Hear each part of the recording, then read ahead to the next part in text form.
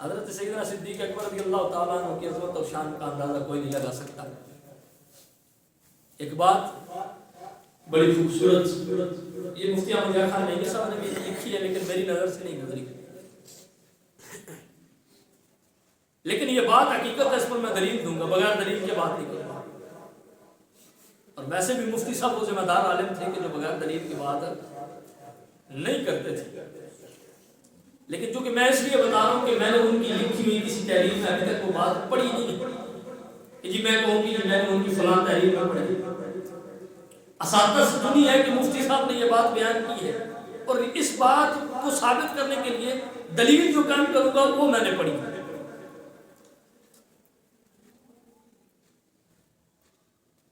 حضرت ابو بکر صدیق رضی اللہ تعالیٰ عنہ جب غار ثور میں مصطفیٰ کے ساتھ گئے تو حضور کریم نبی صلی اللہ علیہ وآلہ وسلم نے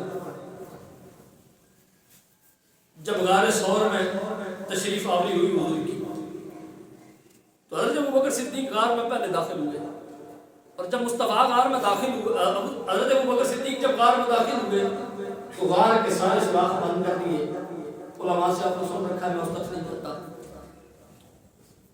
ایک سوراخ بچ گیا، کپڑا آپ کے پاس موجود نہیں تھا کہ جس سے اس سوراخ کو بند کیا جائے. آپ نے اپنی ایڑی اس سوراخ میں رکھی، مصطفیٰ کو اندر بلا لیا. حضور کریم نبی صلی اللہ علیہ وسلم نے حضرت ابو بکر صدیق کی گود میں سر رکھا. میرے کریم نبی صلی اللہ علیہ وسلم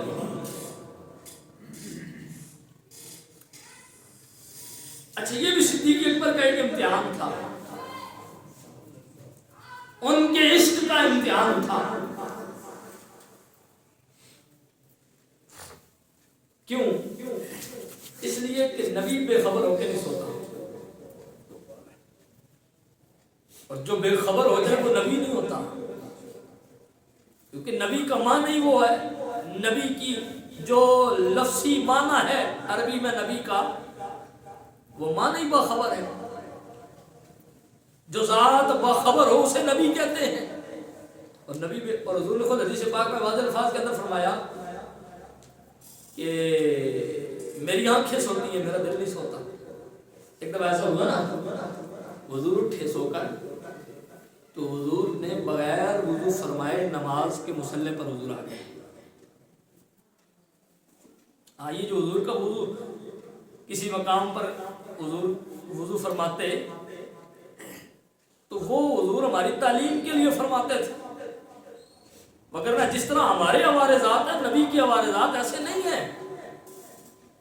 ہم میں اور نبی میں بڑا فرق ہے. کئی لوگ کہتے ہیں جی نعوذ باللہ من ذالک، اللہ تعالیٰ معاف کرے، بخاری شریف کی مسلم شریف کی حدیثیں پڑھاتے ہوئے کہتے ہیں او جی دیکھو نبی بھول گیا تھا نماز میں، نبی نے سجدہ صاحب کیا. میں نے کہا وہ نبی نے تمہاری تعلیم کے لیے یہ کام کیا ہے، وغیرہ نبی بھول سے، نبی ان عیوب سے مبرہ اور منزہ ہوتا ہے. نبی جو کچھ کرتا ہے کچھ معاملات امت کی تعلیم کے لیے ہوتے ہیں.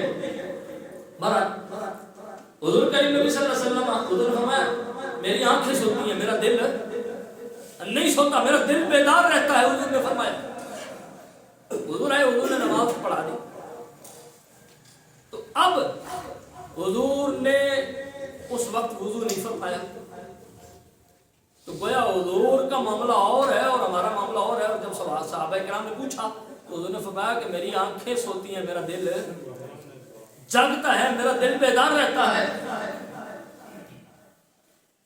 تو کیا خیال ہے جب ویسے آنکھیں سوتی ہیں دل بیدار رہتا ہے تو غار ثور میں بھی تو دل بیدار ہوگا. ابو بکر کو جب سانپ نے ڈسا ہوگا مصطفیٰ کوئی بے خبر تو نہیں تھا،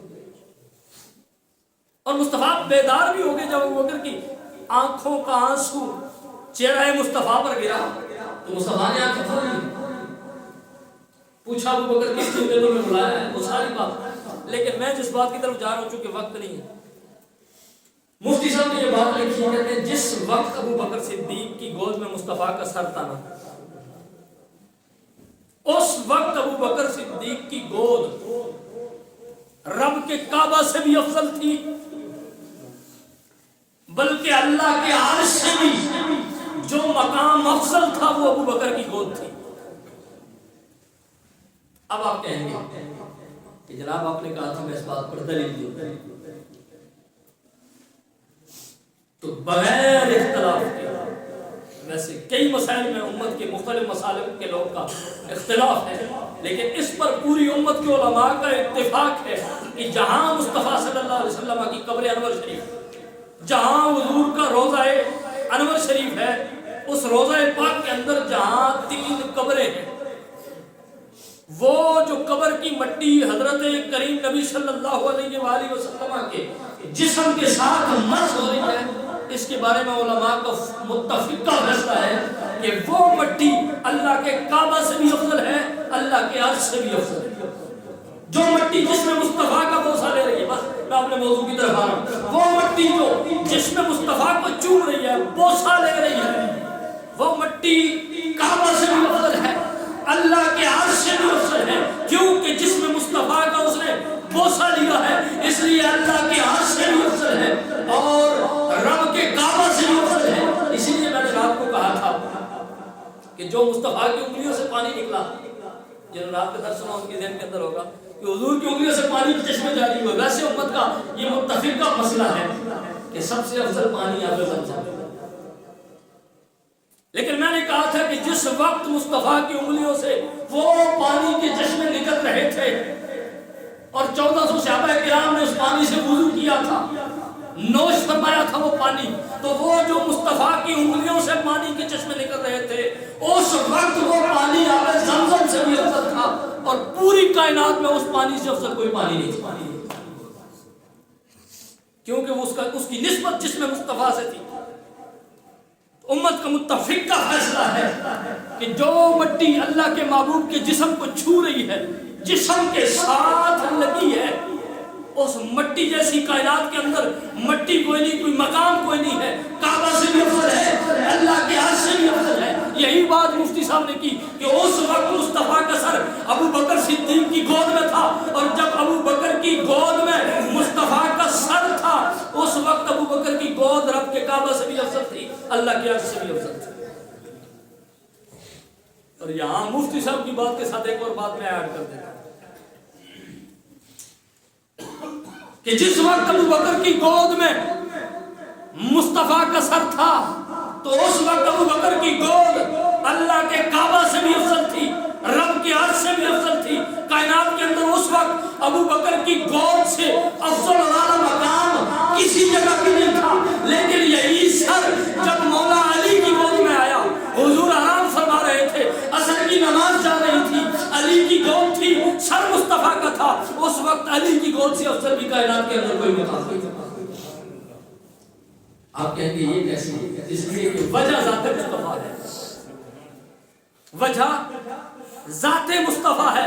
جب وہ سر ابو بکر کی گود میں رہا تو وہ گود رب کے عرش سے افضل رہی، جب وہ سر علی کی گود میں آ گیا تو علی کی گود رب کے عرش سے افضل رہی۔ اور آج ایک اور بات آپ کو بتاتا چلوں، جب وصال کا وقت قریب آیا، اس وقت وہ سر ایک اور گود میں بھی گیا تھا، اور وہ گود ہے سیدہ عائشہ کی۔ سیدہ عائشہ فرماتی ہے جب حضور نے وصال فرمایا اس وقت آپ کا سر میرے سینہ مبارک کے ساتھ لگا ہوا تھا، میری گود میں مصطفیٰ کا سر تھا، تو یہ سر ابو بکر کی گود میں رہے تو ابو بکر کی گود عرش سے افضل ہے، یہ سر علی کی گود میں رہے تو علی کی گود رب کے عرش سے افضل ہے، اور یہ سر عائشہ کی گود میں رہے تو عائشہ کی گود اللہ کے عرش سے افضل ہے۔